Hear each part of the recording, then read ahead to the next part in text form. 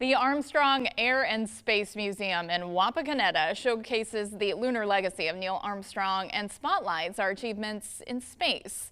The museum has a full year plan to mark America's 250th birthday. I took a trip there to show you the impact of the first man to walk on the moon as we celebrate 250.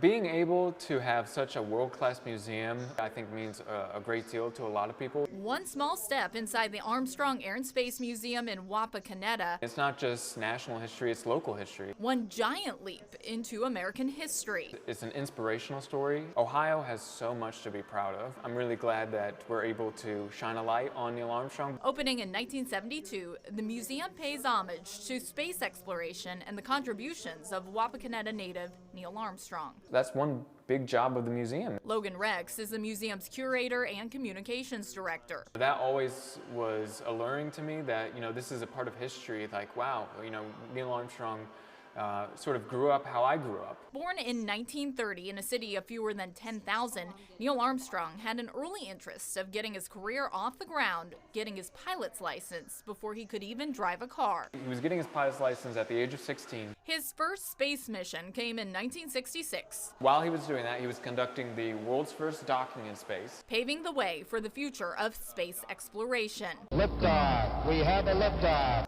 The museum houses Neil Armstrong's original spacesuit from that mission. If you look at the fingertips, they actually have flashlights in them, so you can actually just point in the direction that you want to see, so you're not actually holding a flashlight. Liftoff on Apollo 11. The defining moment came in 1969 with Apollo 11 as Neil Armstrong became the first human to walk on the moon. That's one small step for man, one giant leap for mankind. Neil Armstrong and the Apollo 11 moon landing is perhaps one of the greatest achievements that our country has ever witnessed. You can actually sort of see in full one-to-one scale what the Apollo spacesuit really looked like. These are the Apollo 11 world records. So these are the actual certificates that prove that they were actually on the lunar surface. With a collection of about 200 artifacts on display. This is off of the largest sample collected on Apollo 11. It's actually probably one of the largest samples on display in Ohio. From a geological standpoint, it is just a rock. A moon rock from the Apollo 11 mission is preserved behind glass. It's probably the closest I'll ever get to going to the moon. This really resonates with a lot of people. This room is a major draw for visitors of the museum. It's called the Infinity Room, and it's designed to show the vastness of the cosmos. When people are on their third grade field trip or whatever, this is usually the thing that they remember the most. A glimpse into space and the limitless possibilities.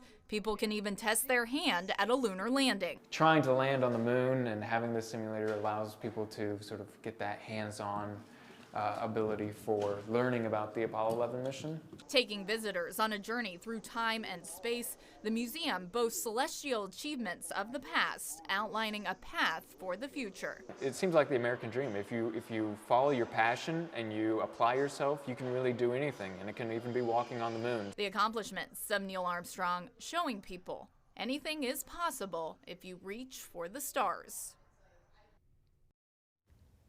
The museum is celebrating America's 250th anniversary, focusing on America's contributions to STEM. On May 30th, the museum will host a free outdoor movie night where people can come out and watch the Apollo 11 documentary.